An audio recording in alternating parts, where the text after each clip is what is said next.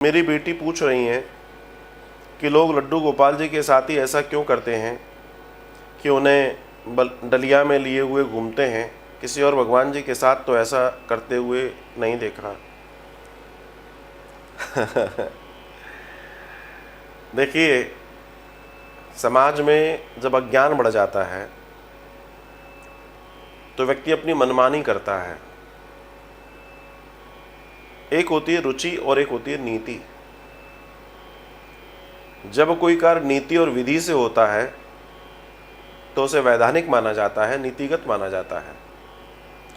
अब जब कोई व्यक्ति अपनी रुचि के अनुसार कार्य करता है, जिसमें नीति का और विधि का उपयोग नहीं करता, तो वो उसकी रुचि माना जाता है। और अगर उसमें नीति शामिल नहीं है, उसमें विधि शामिल नहीं है, तो वो अधर्म कहलाता है।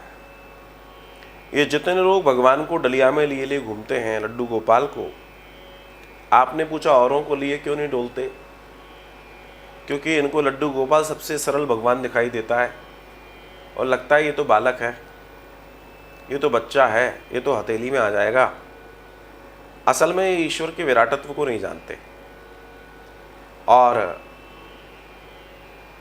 इनमें से कोई भी वास्तव में भगवान को जानता ही नहीं है कि वो कितना विराट है, भगवान की मर्यादा क्या है, भगवान के प्रति हमारे मीन्स संकल्प क्या है, भगवान के साथ हम कैसे रहें।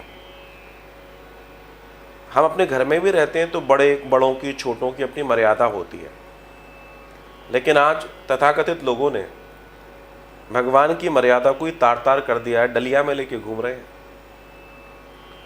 और महाराज डलिया में लेके घूम रहे हैं, शौच आदि नियमों का पालन नहीं कर रहे हैं।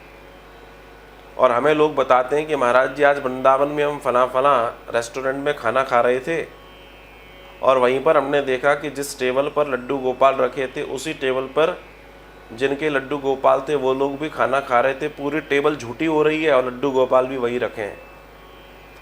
आप विचार कीजिए, इनसे बड़ा पापी इस दुनिया में कोई हो नहीं सकता और इनसे बड़ा अनिष्ट कोई कर नहीं सकता। हालांकि इन लोगों को समझाओगे तो ये वेदों से भी बड़ा ज्ञान देंगे आपको। ये इतना बड़ा ज्ञान देंगे कि सारे ज्ञान फीके पड़ जाएंगे।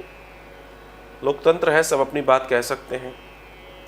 ये तो संस्कारों की बात है कि हम अपने वेद पुराणों को मानकर यहाँ बैठे हैं, वरना किसको परवाह है। तो ऐसे लोग लड्डू गोपाल को समझते हैं ये तो हाथ का भगवान है, सरल समझ लेते हैं, भगवान में भेद कर लेते हैं, इसलिए ऐसा होता है। बाकी गोविंद सब पर कृपा करें, सबको सद्बुद्धि दें। मेरी तो ईश्वर से यही प्रार्थना है।